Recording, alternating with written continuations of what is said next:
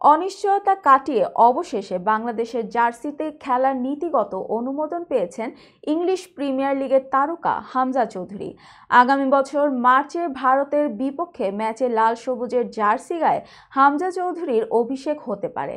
হামজা বাংলাদেশের হয়ে খেলবেন এই ঘোষণার পরেই বাংলাদেশ ফুটবল দলকে এই অঞ্চলের সবচেয়ে দামি বলা হচ্ছে।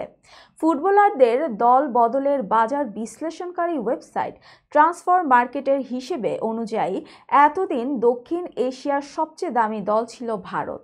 তবে এবার ভারতকে ছাড়িয়ে গেছে বাংলাদেশ।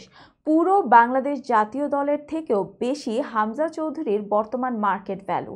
বাজার বিশ্লেষণকারী ওয়েবসাইট ট্রান্সফার মার্কেটের তথ্য অনুযায়ী হামজার মার্কেট ভ্যালু $4.50 মিলিয়ন, আর বাংলাদেশ জাতীয় দলের পুরো খেলোয়াড়দের মার্কেট ভ্যালু মোট $3.05 মিলিয়ন। জাতীয় দলে হামজা যোগ দেয়ায় মোট বাংলাদেশের মার্কেট ভ্যালু এখন $7.55 মিলিয়ন, যা দক্ষিণ এশিয়ার মধ্যে সবচেয়ে বেশি। এর আগে সবার ওপরে ছিল ভারত, যাদের ফুটবলারদের সম্মিলিত মার্কেট ভ্যালু $5.86 মিলিয়ন। এরপর রয়েছে নেপাল, শ্রীলঙ্কা, মালদ্বীপ ও পাকিস্তান।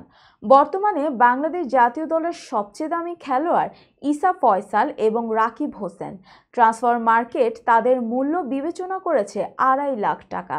$2 লাখ বাজার মূল্য ধরা হচ্ছে মিডফিল্ডার সোহেল রানার। $1,75,000 মূল্য ধরা হয়েছে রহমত মিয়া, আনিসুর রহমান জিকো এবং মোহাম্মদ হৃদয়ের। শেখ মোরসালিনের বাজার মূল্য $1,50,000।